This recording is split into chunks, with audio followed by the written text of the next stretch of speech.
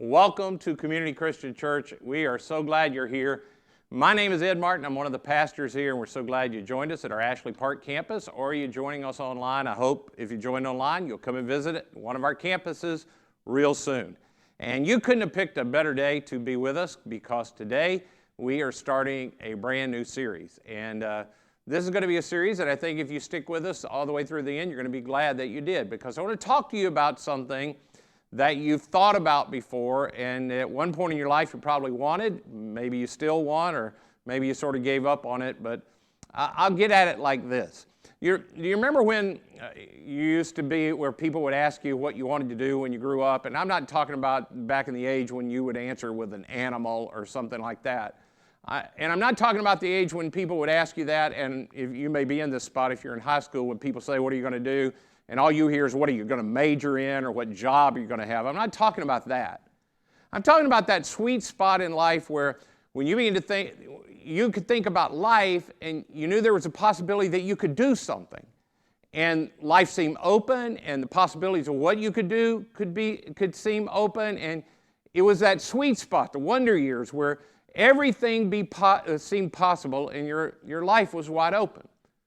But then what happens to most of us is our world, our culture sort of pushes us into a mold, and we wind up in the rut that everybody else is in. There's something about our culture that as we get older, it starts cramming us into this shape that we all have to be alike, and we come out the other end looking alike and acting alike and talking alike, and we think alike, and we have the same problems. I mean, it's interesting that in the largest, the greatest country that's ever existed, with the richest economy the world's ever known, we still have the world's anxiety issues that we've talked about in the last few weeks. I mean, why is it that all of us are in that kind of place?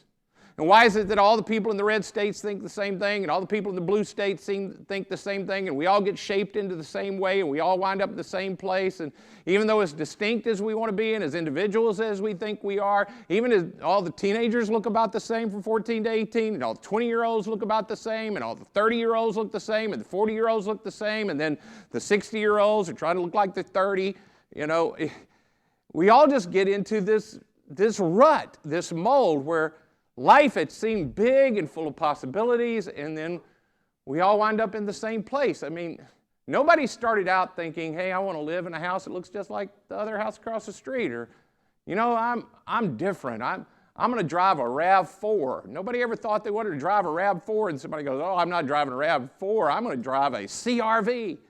Oh, wow, you are wild and crazy, aren't you? Those are so vastly different. And no matter what stage of life you are, no matter what place in life you are, we all wind up in this kind of sameness. And if you look ahead, tomorrow looks a lot like today, and the day after that looks a lot like the next one, and the only difference between this Christmas and next Christmas is you're a year older.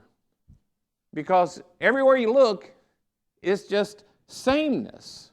And everything kind of winds up in the same kind of place. And you begin to wonder, is this all it is? Is this all there can be? And could I get out of this rut? And could I do something else? And sometimes you secretly have the thought, I'd just like to pitch it all and hit the restart button and start all over. And the honest truth is, some of you are here today and you've done that once or twice, and now you're back, and the difference is you're here again in the same place, but you just have some more scars now. You have more regrets now. Because even though you get rid of that job for another job, you get rid of that car for a different car, and you get rid of that marriage for another marriage, everywhere you wind up going, you wind up going. And even though you want it to be different, no matter how many times you change and how many things you wind up getting that you think are different with the things or with the people or the relationships you have, no matter how many times you start over and you hit the restart and you get a new person or a new this or a new that, it doesn't make your life any less like everybody else. It just makes your life more complicated. It just gets more complicated. So now you're back. And you're wondering, is there anything else, or is this just all there is? And there's something in most of us that wants there to be something more than just this same old, same old. So what I want to say as we start this series is, I don't think you're wrong in wanting that. In fact, I think that feeling that we have that there could be more and life should be full, and that I should be able to do something that's unique to me and I could live my life, I think that's something that got stamped way deep inside of you by your Creator. I think it's a thumbprint of your Creator in you. I think there's something way deep inside of us. I mean, none of us ever dreamed of living like a herd of sheep that we couldn't break out of us. And there's something in us that just continually cries out, hey, I was made for more than this. I am capable of more than this. And the problem isn't the fact that you have that desire. Instead, the fact that you have that dream that all of us had, that we had as children, it was just in an immature form when we have as children. It's stamped way deep on us, I think, by God when we got made. And I believe that it's stamped in me and it's stamped in you by God. But I just want to say up front, even though I believe all of that's true, this series is not about living your dream. It's not about living the dream. What I want to get at in this series, what Jason and we want to talk to you about, it's way deeper to that.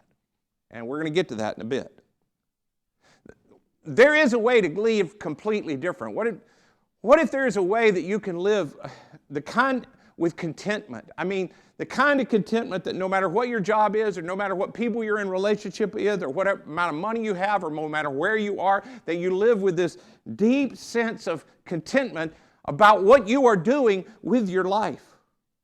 What if you could learn to live in a way that the circumstances you're in, even though they don't change, even though your life doesn't change, even though you don't chunk it all and the circumstances that everybody else changed, that you could wake up and you could look at your spouse, or you could wake up and look at your lack of a spouse, or you could look up and wake up and go to the same job, and you would know that your life was moving in an entire different direction. That my life is doing something healthier, and I feel more fulfilled with my life. And even though all the stuff that our country and our world and our culture tries to push me into, that I mean, there are things about it that I like and that I want, and I don't have everything that I want. I can wake up. What if I could have the kind of contentment that I could realize that my life's on a totally different trajectory? That change, well, it could change everything for you. And it isn't found in leaving it all behind, and it isn't found by walking away from relationships that you're in, and it isn't found by having some new emotional experience, and it isn't about looking forward to what's going to happen tomorrow that you've never experienced before, and it's not some new relationship. It has everything to do with getting your life in sync with the purpose of the one who created you. Because He created you with a purpose, on purpose. He created you on purpose with a purpose that was unique to you, and He understands you better than you could ever possibly imagine. In fact, what I want to show you to kick off this introduction to this series, and if you don't know exactly what I mean when I say a series for us is where we just take one big idea and we tear it apart for a number of weeks. And so today, I'm in the introduction of this, and so if we don't get all the way to the end of solving this problem that I've just brought up today, that's because this was just an introduction, and we hope you'll come back for all of it. But today I want to show you something that was written thousands of years ago by a guy who was a follower of Jesus, and he's writing to he's writing to the richest culture in his day, to a culture in the city of Rome, and Rome had a distinct culture that they had stamped on the world because they had conquered the whole known world, and they tried to push everybody into the same mold so you could be a good Roman citizen. And in that culture, this guy, follower of Jesus, named Paul, he says, hey, there's a way to break out of that rut and live the life that you were designed to live, that God is calling you to live. And that's what I want to bring up to you in this introductory message. But before I get to that, I need to talk to you about something that's really at the foundation of this, and it's something that you know, I think, but that we often overlook because nobody ever points it out to us directly. And this is so simple. It really is so incredibly simple. You already know this because you're smart people, but we often miss it because we don't just say it out loud clearly. So here it is. What you believe about life impacts the decisions that you make in life, and those decisions and what you do with them, they impact the outcomes of your life. See, that's really simple.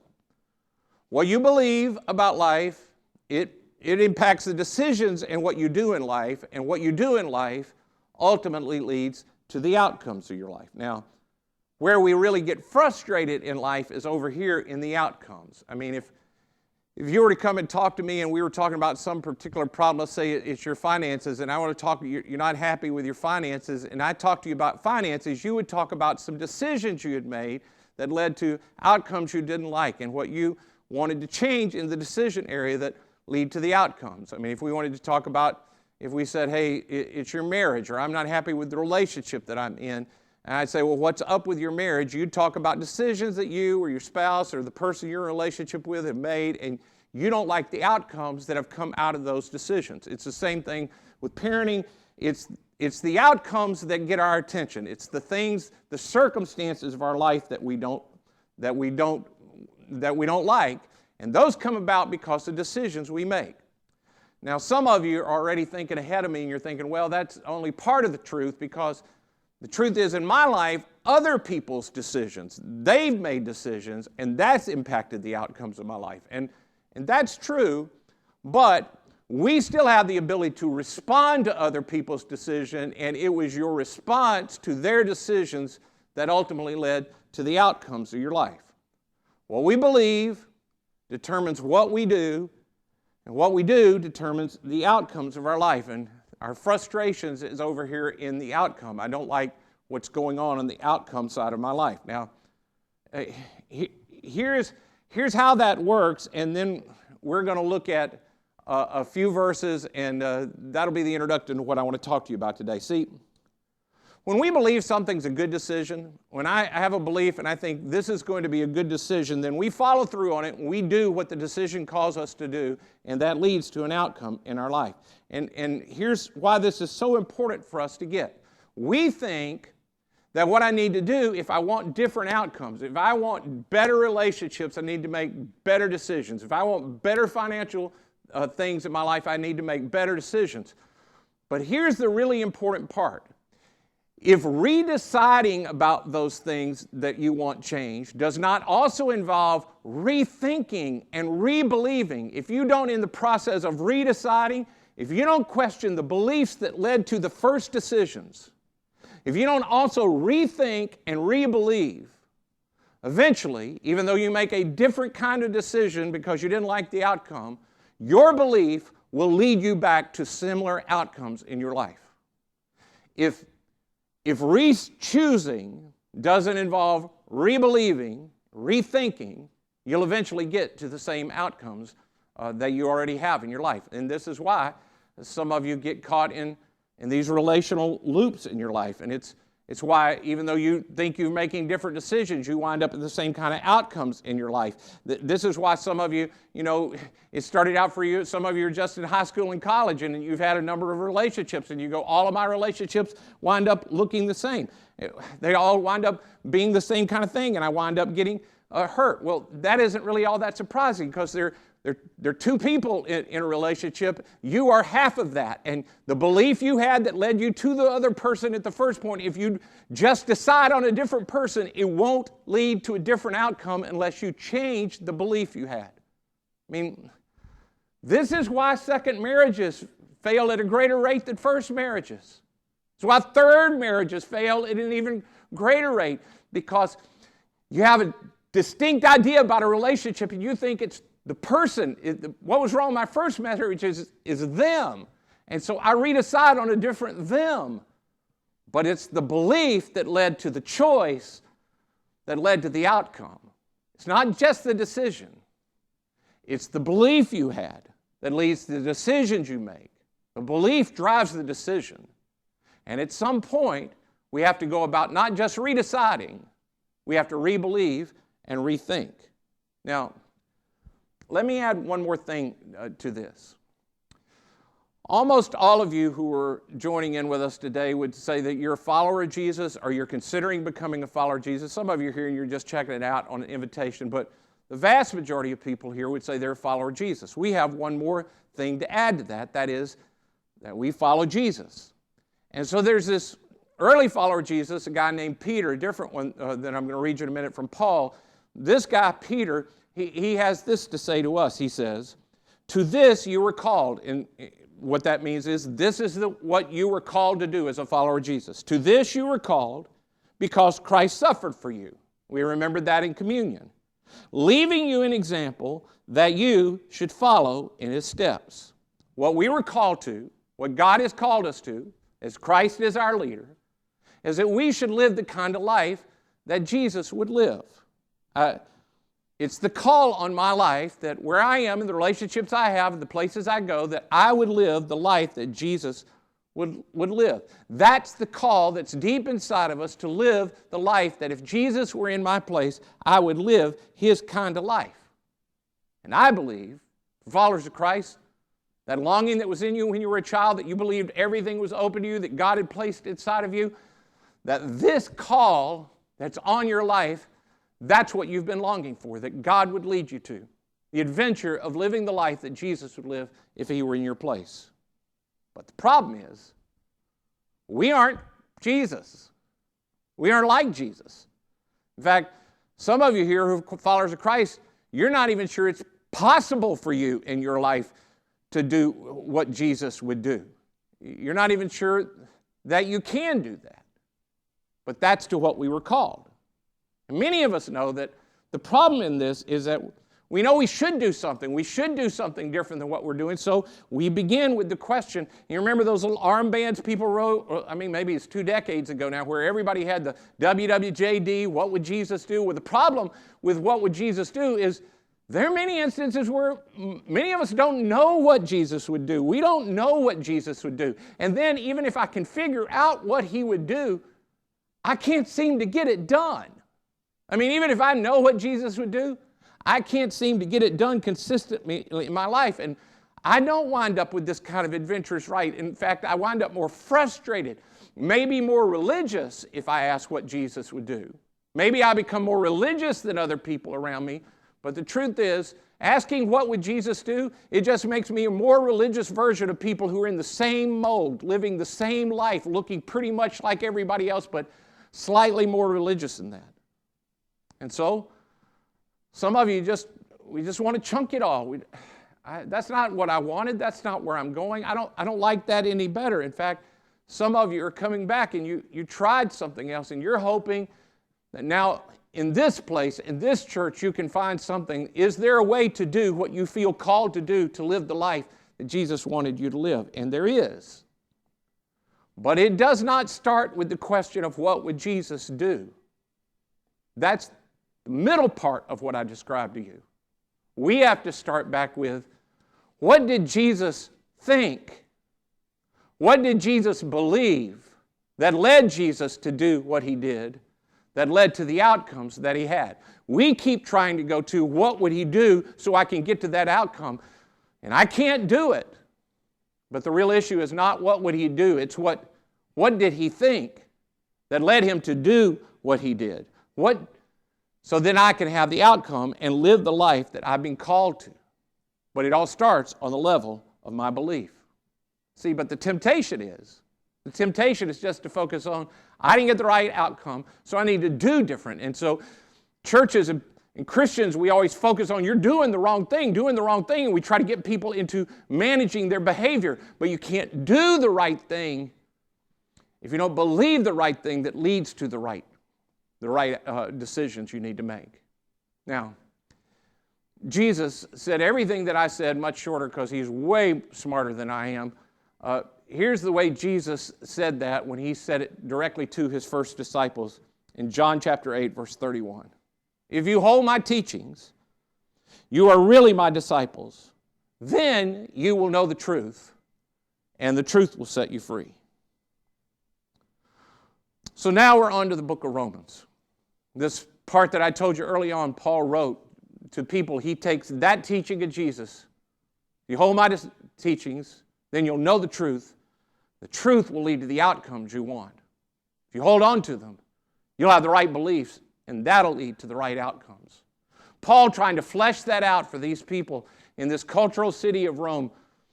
He says it to them this way. Do not conform any longer to the pattern of this world, which is really good news because that's not what I want. None of us want to be pushed into the same mold where we all look the same and talk the same and think the same and act the same.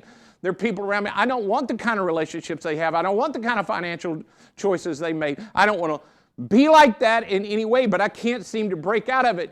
And some of us even think that God wants us to fit into that mold, be good kind of people that just fit into the culture. But Paul says, no, don't conform. Don't conform to the pattern of this world. You shouldn't conform. Instead, he says, don't conform to this world, but be transformed by the renewing of your mind. So, transformed outcomes come not from just deciding differently. The outcomes I want, transformed people, start with different kind of beliefs. I have to renew my mind. If I want a different outcome, it doesn't start with deciding. It starts with my thinking and my believing. I have to change the way I think. And then when I change the way I think, I will inevitably do different things. And then the outcomes of my life will be different.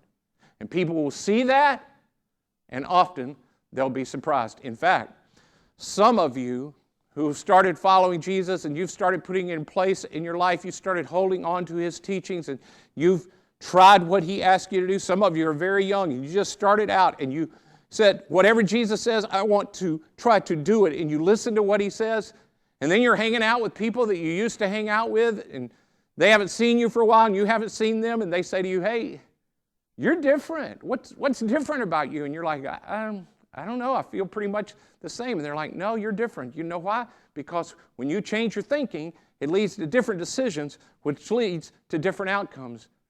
And people begin to notice. I mean, it's the way that change takes place in our life. Jesus and Paul, his followers, saying, you don't have to be trapped. You don't have to watch it in this sameness where you feel like every day's the same and everything's the same and you don't live the adventurous life that you thought you would live. You can live free and abundant and content with your life. No matter the people you're with or the things that you have, you can live the kind of adventurous life God called you to live. And as you do, when you begin to change your thinking, your decisions will change and it will lead to a totally different outcome that will reflect, oh, you look like Jesus. You're beginning to live the life that you were called to, that Jesus would live if He were in your place. You can break out of the pattern of this world and you can become the kind of person that you have dreamed of being, the life that you were called to, the life that God, your Creator, designed you for. But it starts with you thinking different. In fact, when you think different, you'll see how right God really was for your life. Let me show you how this ends. Paul says, be transformed by renewing your mind, and then you'll be able to test and approve what God's will is, His good and pleasing and perfect will. Now, this is really important. See, as you begin to think like Jesus thought, you'll begin to do what He does. And as you begin to do those things, you begin to understand that what God had in plan for you all along, it really was good and pleasing, and it was the life you were designed for. In fact, the problem some of you have with following God, the thing that gets in the way of you is you have thoughts about the way things should go in the world, and then you look at what God has to say about them, and you look at them and you go, I can't do that because that didn't make any sense to me. Well, of course not, because you don't think what God thinks. But if you would get the thought behind what God's asking you to do, you would see that it really is good and pleasing and pleasant. If you begin to make right thoughts, begin to think about the thoughts that Jesus had, it will allow God to change everything in the outcomes of your life because you will begin to make different decisions. So that's where we're going in this series. We're going to learn how to think like Jesus thought in some really big areas. We're going to have better thoughts that will lead to better outcomes in our life. And if we will allow God to change our thinking, we'll begin to understand how good and pleasing and pleasant His desire is for our life. And our lives will begin to change. And you can break out of the mold and you don't have to live in the rut And it doesn't come about by chunking the people that you're with or blowing up the relationships you're in or choosing something new. You have to start with thinking differently than you've been thinking. God wants us to see what He sees and think like He thinks, and then we will begin to do what He does. So for the next few weeks, we're going to look at these really big thoughts that Jesus had about life, about God, about this world that led Him to live the amazing life that He lived, the kind of life that human beings can really live on this planet. So what I want to do today to wrap this up is I want to start by giving you a homework assignment that will lay the groundwork for everything we're going to do over the next few weeks. Here's the homework. Here's the question I want you to think about between now and next week when we're together. Here it is. What are the deeply held beliefs? What are the deeply held beliefs that I have that led to the decisions I've made that lead to the outcomes that I have? What are the deeply held beliefs that I have held in my life that have led me to make the decisions that I have consistently made that have led to the outcomes that I necessarily don't like? So you could talk about it with finances or with marriage or with work or with any area of your life. What are the deeply held beliefs I have about that area of my life that have led to the decisions that I make that have led to the outcomes that I'd like to see be different? But it starts in this area of belief. This is a vitally important question. What do I believe? What do I believe about God? What do I believe about other people? What do I believe about time? What do I believe about stuff? What do I believe about relationships? What do I believe about marriage? What do I believe about friendship? What do I believe about these things that have led to the decisions that I've made, that have led to the outcomes that I currently have? What are the beliefs that have led you to your decisions that have led to the outcomes? I'd like you to think about that and maybe even begin to write down a few if you can word them. I'll give you a few they're just rampant in our world, deeply held beliefs. If I find the right person, then I'll have the right kind of marriage. If I find the right person, then I'll be happy. Here's another one. A person's happy when they follow their heart. If you follow your heart, you'll be happy. How about this one? Conflict should never happen between people who love each other. Pain should be avoided at all cost. I'll give you one that I had that almost ruined my life. It is a deeply held belief I had about ministry. I believe that if somebody came to me with a need, that it was my job to, if they came to me with a need, it was my job to try to meet their need. And I would think of it this way. If you came to me with a 5-gallon bucket-sized need, I thought somehow it was my job as a minister to fill up your bucket. I needed to meet your need as well as I can. It almost destroyed me. What I've learned is, it is not my job to fill up your bucket. It is my job to dump out whatever I have into your bucket. And if I only have a thimble, I dump the whole thimble, trusting that God, who loves me and is good, will fill me back up. But it's not my job to fill your bucket. You have to get your bucket filled the same place I get my thimble filled. See, that deeply held belief, it changes the decisions you make, and it leads to different outcomes in your life. For you, what are deeply held beliefs that you have that have led to decisions you've made that lead to outcomes in your life? There are all kinds of things. And starting next week, we're going to look at some vital ones that Jesus held that changed the decisions He made that led to incredible outcomes. Wouldn't it be great if you could live the life that you dreamed about, living the kind of life that was full and rich and free and that you had confidence that God was with you? Wouldn't it be great? Well, that doesn't start with different decisions. It starts with rethinking the deeply held beliefs you have. And we're going to do that together starting next week. Let's bow together, and I'll dismiss you with prayer. Father in heaven, thank you for letting us be together. I believe that you are good and that you are loving and that you are for every person in this room and that you will give us what we need. So now I pray that you will help people really question the beliefs they have that have led to decisions they've made and these outcomes that they're not happy with. Help us to begin to see what you see and believe what you believe so we can do what you do. In Jesus' name I pray. Amen. Thank you all for coming. Have a great rest of your day.